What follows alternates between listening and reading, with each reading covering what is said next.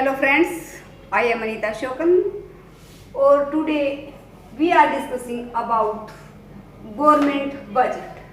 तो क्या होता है हमारा गवर्नमेंट बजट, इसके बारे में हम डिस्कस करेंगे। तो सबसे पहले हर बार क्या होता है, ये होता है कि गवर्नमेंट बजट आएगा, उससे पहले काफ़ी एक्साइटमेंट होती है। तो जब इसके बारे में इतना कुछ हुआ होता है कि गवर्नमेंट बजट आना है, क्या होगा क्या नहीं, तो वो होता क्या है। देखो गवर्नमेंट बजट क्या है, इसमें दो चीज़ें होती हैं। सरकार की कितनी आमदनी होगी, कितना खर्चा होगा, इसका एक अनुमान होता है। अनुमान किसके लिए होगा, अनुमान जब लगाते तो आगामी वर्ष के लिए, आने वाले वर्ष में सरकार की क्या आमदनी होगी, कितना खर्चा होगा, किस किस आइटम पर सरकार कितना खर्चा करेगी, इसका एक अनुमानित ब्यौरा क्या कहलाता है, बजट कहलाता है। पूरा अकाउंटिंग ईयर कि एक साल के लिए बनाया जाता है।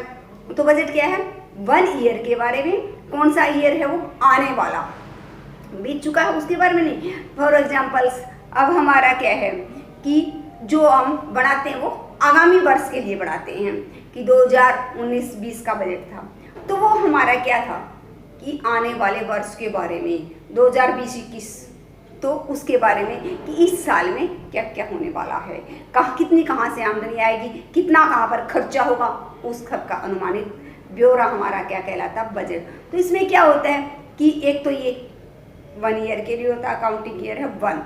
तो इसमें हमारा क्या होता है, एक साल के लिए होता है। साल कब से स्टार्ट होता है, तो ईयर्स 2 प्रकार के होते हैं।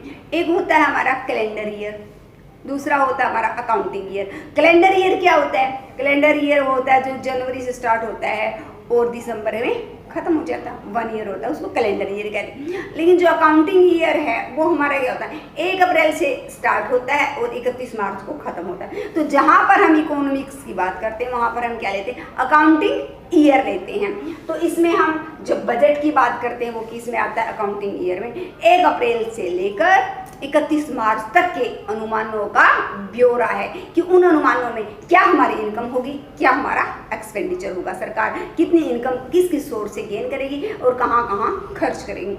तो इस प्रकार से इन सारी चीज़ों को हम असेंबल कर लें, इकट्ठा कर दें कि एक साल का है ब्यौरा है, वो एक आय का और खर्चे का, किसके लिए, जिससे सरकार कोई विशेष मकसद प्राप्त करने के लिए बनाती है।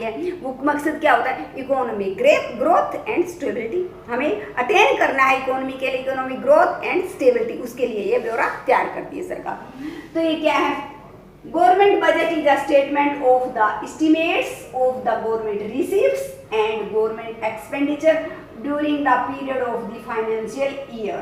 तो फाइनेंशियल ईयर हमारा क्या है, 1 अप्रैल टू 31 मार्च, तो 31 मार्च तक के अनुमानों पर यह आधारित होता है। तो अब हमारा क्या है कि बजट में हमारे 2 चीजें शामिल होती हैं। एक होता है financial performance of the last year और दूसरा क्या होता है हमारा प्लानिंग फॉर कमिंग ईयर। तो बजट में 2 चीजें होती हैं। एक तो पिछले साल फाइनेंशियल परफॉर्मेंस कैसी रही, कितना कुछ हमारा अटेन किया हमने, क्या कुछ हमारा अटेन करना रह गया, भाई कितना हमें मिला, क्या मिलना रह गया, कितनी हमारी उपलब्धियां थी, क्या कौन सी हमारी उपलब्धियां नहीं रही, जो हम प्राप्त करना वो हमें नहीं मिल पाया, वो होता है। लेकिन ये तो कोई ज़्यादा इंपॉर्टेंस नहीं, तो ये हमारे लिए इम्पोर्टेंट नहीं होता। इम्पोर्टेंट होता है फॉर कमिंग ईयर कि कमिंग ईयर में की प्लानिंग कि कहाँ कहाँ सरकार खर्च करेगी, कहाँ कहाँ से सरकार इनकम गेन करेगी, टैक्स स्ट्रक्चर बढ़ाएगी घटाएगी। तो मतलब सरकार टैक्स स्ट्रक्चर से क्या लेती है, इनकम गेन, कि सरकार किस किस सोर्स से कितनी इनकम करेगी और किस किस आइटम्स पर कितना खर्च करेगी। तो एक हमने बात की थी फिस्कल पॉलिसी, तो सरकार की क्या थी, आय व्यय और उधार संबंधी नीति हमारी क्या थी, फिस्कल पॉलिसी थी। तो इसको हम क्या कहते हैं, प्लानिंग फॉर कमिंग ईयर्स का दूसरा नाम हम दे दें फिस्कल पॉलिसी या बजटरी पॉलिसी। तो फिस्कल पॉलिसी और बजटरी पॉलिसी में 2 हमारे कंपोनेंट्स आते हैं। 1 कंपोनेंट है हमारा रेवेन्यू, दूसरा कंपोनेंट है हमारा एक्सपेंडिचर। तो किसके लिए रेवेन्यू और एक्सपेंडिचर किसके लिए करती है सरकार, ग्रोथ एंड स्टेबिलिटी को ऑब्टेन करने के लिए ये दोनों उसके पास हथियार हैं, तो इनका प्रयोग करती है वो। इनका अनुमानित ब्यौरा वो एस्टीमेट से आगामी वर्ष के लिए होता है और टाइम हमारा 1 अप्रैल टू 31 मार्च होता है। तो अब बजट बनाता कौन है? देखो, बजट कौन बनाता है? जो हमारी वित्त मंत्री होता है वो क्या करता है? बजट बनाता है। पहले तो हम देखेंगे कि बजट होता क्या है। बजट के टाइप क्या है? बजट हमारा एक तो सिटी बजट होता है, दूसरा हमारा स्टेट बजट होता है और तीसरा हमारा यूनियन बजट, यूनियन और सेंट्रल बजट है।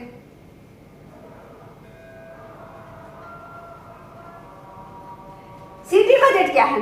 एक सिटी का, वहां की, उस सिटी की ग्रोथ के लिए बनाया जाता है। स्टेट बजट क्या है? एक स्टेट के लिए बनाया जाता है। तो स्टेट के लिए भी क्या हमारा प्लानिंग है, कितना खर्चा होगा, कितनी उसकी आय, स्टेट गवर्नमेंट के लिए बनाया जाता है। यूनियन और सेंट्रल जो बजट है, यहाँ हमारा मुख्य मकसद इस बजट से है। तो ये कौन है? देश का वित्त मंत्री बनाता है देश की ग्रोथ एंड स्टेबिलिटी के लक्ष्य को प्राप्त करने के लिए। इस प्रकार से हम देखते हैं कि जो हमारा वित्त मंत्री था, अब हमारी वित्त मंत्री निर्मला सीतारमण है, वो क्या बनाती बजट बनाया उसने। तो हम हर बार देखते हैं कि 29 या 28, क्योंकि फरवरी माह का लास्ट दिन तो वह 28 या 29 फरवरी हो सकता है। तो उसको वित्त मंत्री क्या है, जो हमारी संसद है वहाँ पर बजट प्रस्तुत करता है। तो बजट किसमें मैंने सुना है कि वो क्या लेके आता है, एक ब्राउन कलर का ब्रीफ केस लेके आते हैं और उसमें इस बार आपने जोर से सुना होगा कि उसने निर्मला सीतारमण ने इस परंपरा को बदल दिया। तो बार बार हमारे पास ये न्यूज आ रही थी कि वो बजट कैसे लेकर आई है, कि वो ब्रीफ केस नहीं लेकर आई, उसने इस परंपरा को तोड़ दिया। तो इसमें बजट में हमारा, हमने कहा ना, पिछले साल में क्या उपलब्धि रही, क्या हमने नहीं प्राप्त किया, उसका एक लेखा मात्र होता है। उस पर हम ज़्यादा इम्पोर्टेंस नहीं रहती, आगामी वर्ष पर होती है। तो इसमें बजट में हम क्या करते हैं, दो चीजें को देखते हैं। एक तो हमारा क्या होता, क्या था और क्या होगा, दो चीजों को शामिल करते हैं। क्या था आज की नहीं, और क्या होगा भी, इस साल में क्या क्या होगा, क्या क्या सरकार करेगी, किस किस चीज को सरकार इम्पोर्टेंस देगी, वो सारी चीजें इसमें होती हैं। तो इसमें हमारे बजट में जो सेंट्रल गवर्नमेंट है उसमें हमारा जो वित्त मंत्री है वो बजट प्रस्तुत करता है। फिर हमारा जो बजट है वो संसद में जब प्रस्तुत किया जाता है, हमारे होते हैं लोअर हाउस और अपर हाउस, तो लोकसभा फिर राज्यसभा, पहले लोकसभा में होता है, फिर राज्यसभा में, दोनों से पास होकर फिर राष्ट्रपति के पास जाता है, वहाँ से साइन होकर वो क्या हो जाता है, एप्लीकेबल हो जाता है, बजट लागू कर दिया जाता है। तो हम कहते हैं कि एक ही दिन क्यों चूज किया गया, कि फरवरी माह का आखिरी दिन ही क्यों चूज किया गया।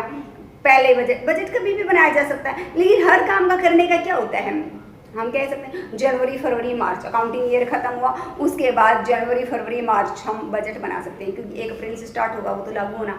लेकिन हर काम करने का एक क्या होता है, क्राइटेरिया होता है। जिस तरह हम खाना है, वो यूँ थोड़ी है भी 3 टाइम खाना है, किसी भी टाइम खा लिया, उसका एक क्राइटेरिया बना लेते हैं। तो जब भी विशेष परिस्थितियों के को छोड़कर जो पहले मेंशन नहीं किया जाता भाई अभी प्रस्तुत किया जाएगा, उनके अलावा नॉर्मली एक डे फिक्स किया गया है कि फरवरी माह का जो अंतिम दिन है उस दिन बजट प्रस्तुत किया जाएगा, ताकि वो सारी पॉलिसीज पहले से ही उस दिन के लिए वो तैयार हो जाए, फिर उनको इम्प्लीमेंट करना आसान हो जाए।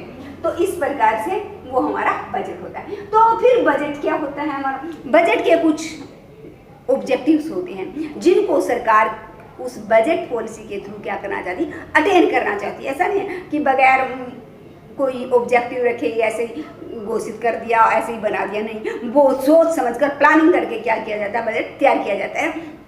और सरकार जो डेफिनेट ऑब्जेक्टिव्स हैं उनको इस बजट के थ्रू क्या करना चाहती है, अटेन करना चाहती है। तो फर्स्ट जो हमारा ऑब्जेक्टिव है वो देखिएगा, redistribution of income and wealth, redistribution, पुनः बंटवारा। दोबारा से पहले देखा कि पिछले साल जो बजट था उसमें जो डिस्ट्रीब्यूशन ऑफ इनकम है वो इक्वल नहीं है। तो आमतौर पर क्या होता है, मान लो एक ये लेवल है, तो ये लेवल इनकम का वो है जो वहाँ पर मीडियोकर है, मतलब ना गरीब भी रेखा है ना अमीरी है। यहाँ से इससे बहुत सारे लोग ऐसे हैं, किसी के पास इतनी इनकम है, किसी के पास इतनी, ये पीपल इतने लोग ऐसे हैं जो हायर बहुत ही ज़्यादा रिच क्लास हैं, और ये ऐसे हैं इतने लोगों के बाद ये जो बचा हुआ एरिया वो है वो इतनी इनकम पर है, तो ये पुअर पीपल हैं, ये हाई क्लास पीपल हैं। तो सरकार क्या करती है, चाहती है कि ये पुअर पीपल उठकर इस रेखा के समीप पहुंचे और इनसे कुछ धन छीन लिया जाए, ये भी इस रेखा की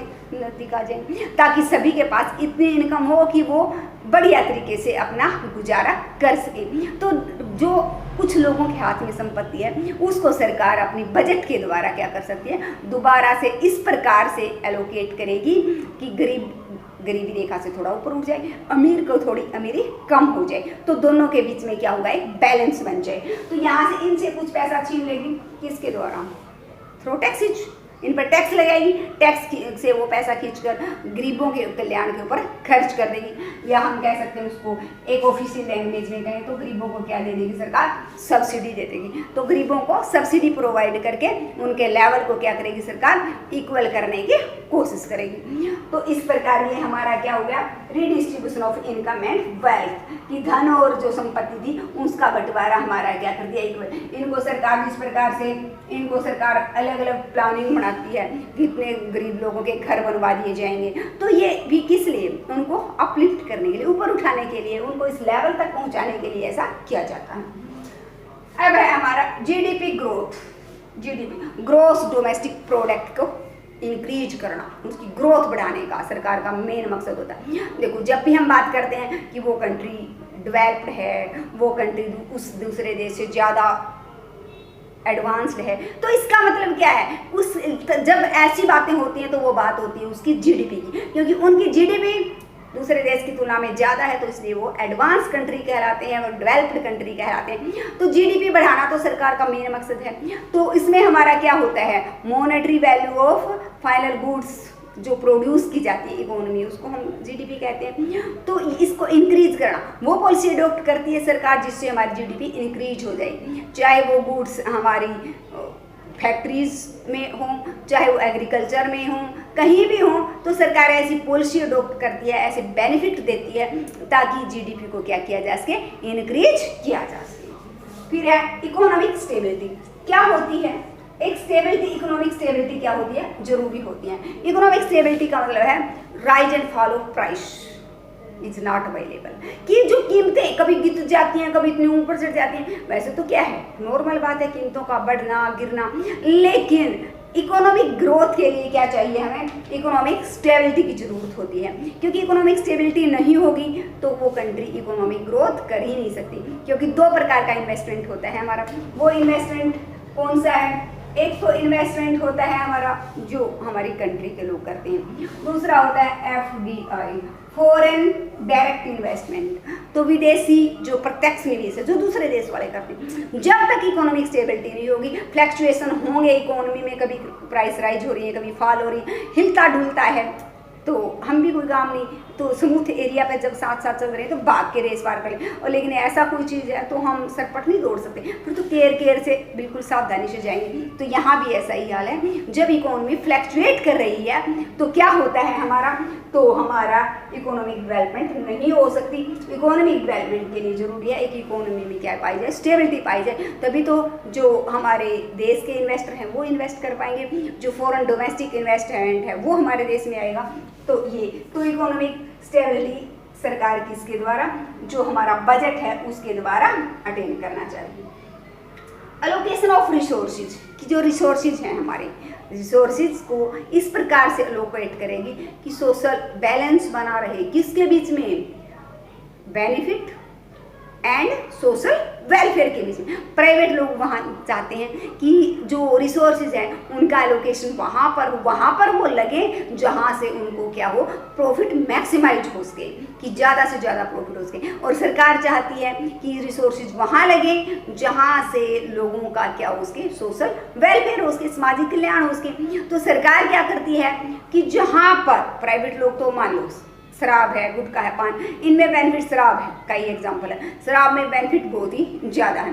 प्राइवेट लोग तो चाहेंगे कि जनता से उनका कोई मतलब नहीं है, वो तो क्या चाहते हैं, फ्रूट बियरर हैं, उनको तो फ्रूट खाना है, गुठली कहाँ फेंकनी है, उनको कोई मतलब नहीं है। लेकिन सरकार क्या देखती है, ये भी देखती है कि उसका जनता पर कैसा इफेक्ट पड़ रहा है, तो वो क्या करती है, उस चीज़ पर अपने बजट के माध्यम से उस चीज़ पर क्या कर देती है, ज़्यादा टैक्स लगा देती है, शराब पर टैक्स बढ़ा देगी, और जो चीज़ सोशल वेलफेयर की है उन पर क्या कर देगी, सब्सिडी दे देगी। जैसे खाद्य ग्राम उद्योग है, उस पर काफ़ी मात्रा में सब्सिडी है। तो दोनों के बीच क्या बनाएगी, एक बैलेंस बनाएगी कि सारे रिसोर्सेज सिर्फ प्रॉफिट मैक्सिमाइजेशन पर ना जा सके, मोटिवेट करेगी सब्सिडी देकर उन उद्योगों को जो सोशल वेलफेयर के लिए जरूरी हैं।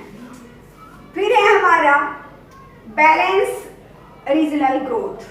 तो रीजनल ग्रोथ जो है उसकी बैलेंस कि क्षेत्र क्या होते हैं, अलग अलग है, कोई डेवलप्ड है, कोई बिल्कुल ही उजड़ा हुआ है। तो सरकार क्या चाहती है, डेवलपिंग ये जो एरिया है, वहाँ तो हर कोई जो बड़े बड़े हैं, अंबानी बिरला जितने भी हैं, वो वहाँ पर फैक्ट्री सेटअप करने के लिए तैयार हैं, रेडी हैं।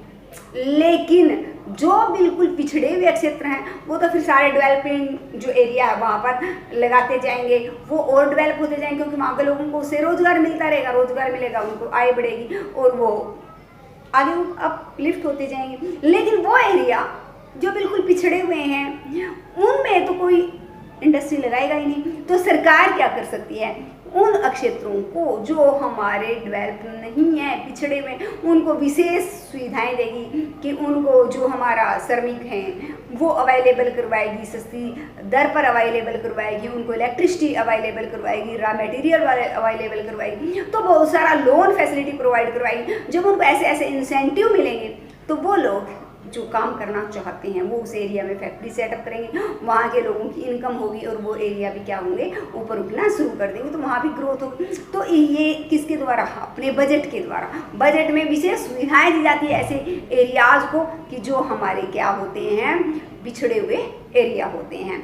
तो इसी प्रकार से अलग अलग सेक्टर्स हैं कि कुछ बड़ी बड़ी इंडस्ट्रीज हैं, उनको तो कोई भी लोन प्रोवाइड करने के लिए रहा, इनको स्मॉल स्केल इंडस्ट्रीज हैं। तो बजट के द्वारा दोनों में सरकार क्या करती है, बैलेंस करती है। ऐसा नहीं कि उनको इतना मोटिवेट कर दिया, उनको सारा कुछ बड़ी इंडस्ट्रीज को दे दिया और छोटों को कुछ नहीं दिया और वो क्या होगी, मार्केट से आउट ही होगी। नहीं, सरकार प्रोटेक्ट करती है कि इसको जो स्मॉल स्केल इंडस्ट्री है, ताकि सारे सेक्टर्स का क्या हो, उसके बैलेंस डेवलपमेंट हो, उसके उनकी ग्रोथ में बैलेंस स्थापित हो उसके।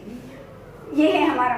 फिर है एम्प्लॉयमेंट अपॉर्चुनिटी। सरकार क्या करती है, अपने बजट के द्वारा लोगों के लिए एम्प्लॉयमेंट अपॉर्चुनिटी क्रिएट करती है। कि सरकार कहती है कि इस बजट में इतना जगह पर इन्वेस्ट किया जाएगा, इतनी फैक्ट्रियां लगाई जाएंगी, इतने लोगों को रोजगार दिया जाएगा, इसी सब क्षेत्र में एजुकेशन में इतनी भर्तियां की जाएंगी। तो ये न्यू बजट होता है कि किसको सरकार ज़्यादा इंपॉर्टेंस देती है। तो सरकार नई खुद के उद्योग भी लगा, जिस तरह से जहाँ पर नेचुरली क्या होती है, मोनोपोली होती है, उसमें सारा का सारा क्षेत्र क्या होता है, वहाँ गवर्नमेंट होता है। जिस प्रकार से रेलवे है, नेचुरल वहाँ पर क्या होती है, नेचुरली मोनोपोली है। मोनोपोली का मतलब सिर्फ एक व्यक्ति का अधिकार, वहाँ पर सेंट्रल गवर्नमेंट का अधिकार और कोई खरीद ही नहीं सकता, क्योंकि जितनी कम कॉस्ट पर वो काम सरकार कर सकती है उतनी कम कॉस्ट पर कोई और नहीं कर सकता। तो सरकार क्या करती है, इसमें अपने बजट के द्वारा लोगों को नई नई अपॉर्चुनिटी, रोजगार की अपॉर्चुनिटी क्या कर देती है, क्रिएट करके देती है कि इस बजट के थ्रू इतने लोगों को क्या मिलेगा, रोजगार। क्योंकि सरकार यहाँ खर्च करने वाली है, यहाँ खर्च करेगी तो इस क्षेत्र में लोगों को क्या मिलेगा, रोजगार मिलेगा। फिर है अवेलेबिलिटी ऑफ गवर्नमेंट सर्विसेज। तो गवर्नमेंट की सर्विसेज की अवेलेबिलिटी देखो, गवर्नमेंट क्या करती है, जो इंफ्रास्ट्रक्चरल फैसिलिटीज़ हैं वो प्रोवाइड करती है। इंफ्रास्ट्रक्चरल फैसिलिटी प्रोवाइड होंगी तो देश का इकोनॉमिक डेवलपमेंट होगा, इकोनॉमिक ग्रोथ होगी। तो इकोनॉमिक डेवलपमेंट के लिए क्या है, इंफ्रास्ट्रक्चर जरूरी है। तो बजट में सरकार किसको ज़्यादा महत्व देती है, बजट के द्वारा सरकार क्या करती है, ये फैसिलिटी प्रोवाइड कराने का काम करती है। जितनी ज़्यादा ये फैसिलिटी देगी इकोनॉमिक डेवलपमेंट उतनी ही ज़्यादा होगी। ये फैसिलिटी में हमारी क्या आती है, रेल है, रोड है, संचार के साधन है, ऊर्जा के साधन है, हमारा हेल्थ फैसिलिटीज हैं, यातायात की फैसिलिटीज़ हैं, वो सारी फैसिलिटीज़ आ गई। यदि ये जितनी ज़्यादा होंगी प्राइवेट सेक्टर भी उतना ही ज़्यादा इन्वेस्टमेंट करेगा। तो इन्वेस्टमेंट के लिए क्या करेंगी, बेस तैयार करेंगी। तो ये जो है हमारे कितनी हमें अवेलेबिलिटी ऑफ गवर्नमेंट सेक्टर की कितनी अवेलेबिलिटी हमें इन सर्विसेज की कितनी हमें उपलब्ध होगी, ये कौन डिसाइड करता है? हमारा बजट, कि सरकार ने किस आइटम्स को ज़्यादा महत्व दिया। इस बजट में सरकार मान लो एजुकेशन को ज़्यादा महत्व देती है, तो नए नए स्कूल बनेंगे, नए नए टीचर्स भर्ती होंगे। मान लो अब कोई बीमारी चल रही है तो उसके थ्रू डॉक्टर्स फैसिलिटी पे ज़्यादा ध्यान देती है, तो डॉक्टर इंस्टीट्यूट्स हैं, हमारे हॉस्टल्स हैं, उनको बिल्डअप करने पे, डॉक्टरों की भर्ती करने पर वहाँ ज़्यादा तो इनकम का कितना परसेंट कहाँ किस क्षेत्र में खर्च करिए, वो कौन सी जो हमारे इंफ्रास्ट्रक्चरल जो फैसिलिटी है वो गवर्नमेंट प्रोवाइड करिए, ये कौन डिसाइड करता है? ये गवर्नमेंट का बजट डिसाइड करता है। देन स्टूडेंट्स, नेक्स्ट लेक्चर में कि बजट के कंपोनेंट क्या क्या हैं हम इसको डिस्कस करेंगे। Then like share and subscribe my channel.